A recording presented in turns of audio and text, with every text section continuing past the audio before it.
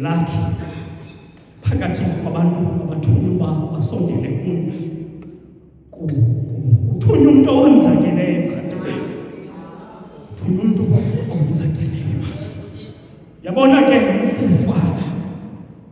ukufa koku uThixo wathemiyezwe khathele xa endulula umuntu ongakhange amamele umyalelo kaThixo. Wathi xa esindulula fokaJobe uThixo engadini yakhe, uThixo wenzakele yena ngokwakhe. Andiqondi intoba uThixo wayenenjongo zoba siyekele kufeni, kodwa wathi ngenxa yokufa, ngenxa yokukhathazeka, ngenxa yobuhlungu obuvayo uThixo wathi hambani, niza kufa ngokufa, ngoba uYesu uzamile fanele kwantonje ukusikhusele kufeni. Fokajola wasinika imiqathango uThixo wethu kuba sisihlale kanjani. Wathi noba usathana umfondini owabala ukufa, athi umntu uyathetha, athi umhlukufa, athi ngaqayeva, athi wakufa, ngaqayathetha jona uthetha ukufa.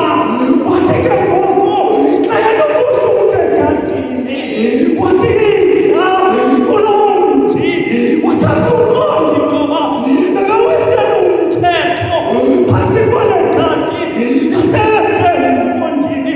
Waqala wasinziliza, akafuna kodwa yabana amandla, inyoka yokufa yamlungusha umfondini. Okwangoku uthutholo phakuni nina sonzakalisi, ngoba imeko yenu yonzakele ngopya. uMahlebe wayatshintsha ubomi, yangathi uThixo avuma ivesi lomfondini. Ukuqala ndandikufa ndiyibona ingozi yami, kodwa wena Nkosi waba yinkulu. Sizothi kunzulu usapho lwakho kwethu, simbonile lo mfana, sihambile naye lo mfana indawo ezininzi ngezininzi. Ndithe ngenye ke mjola kweza social media zikaFacebook, kula makhasi onxibelelwano kwezi ndawo sihlala kuzo. Xa ndijonga phaa eHaltbay, kwigroup yaseHaltbay, ndafika kukhona ipicture kaMahlebe efuniswa ngaye from eHaltbay, kodwa lo mntu uhlala eKhayelitsha. Ndayiqonda into ethi uMahlebe ebengumntu obangwa kwindawo ngendawo, ngoba uthi xa uncokola nomnye athi bendicinga ngowakwaLanga, uthi xa uncokola nomnye bendicinga ngowaseGugulethu. Ndiyafuna ukuthi ke lusapho lwasekhaya siphephile mfondini. Ububele bukaMahlebe mfondini, akho ndoda apha, akho ntokazi engayiphephanga ikhisi kaMahlebe. Xa umthengela isikolo sendisuka Marhatheni, umthengela isikolo iopening yayisedumisana, kwanyanzeleka mfondini ndibe netaymingi yekhisi, ngoba lo mfuno obubele uba uqondanga uyova kuwe. Kodwa ngoku engasonzakalisi.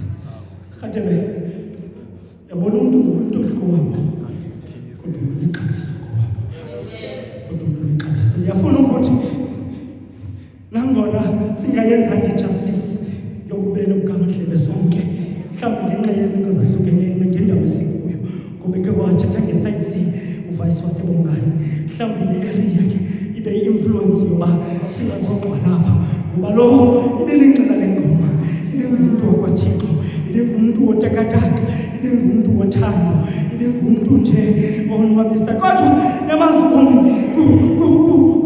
kwisibhalo Sister Fenqemane esithi ngenye imini sakwaziwa ngoNtontela, elithe lelizwe liyabamba abantu, elilizwe ngoba elilizwe lilizwe pha esifike emfondini singena sintofondofo. Kodwa xa kuphela ubomi, kakuphela ubomi kusehlukene inyama nomphefumlo. Umbona umntu akaguye laa mntu wayenguye 10 years ago, ngoba ubomi asiphila kubo bubomi bunjalo mfondini.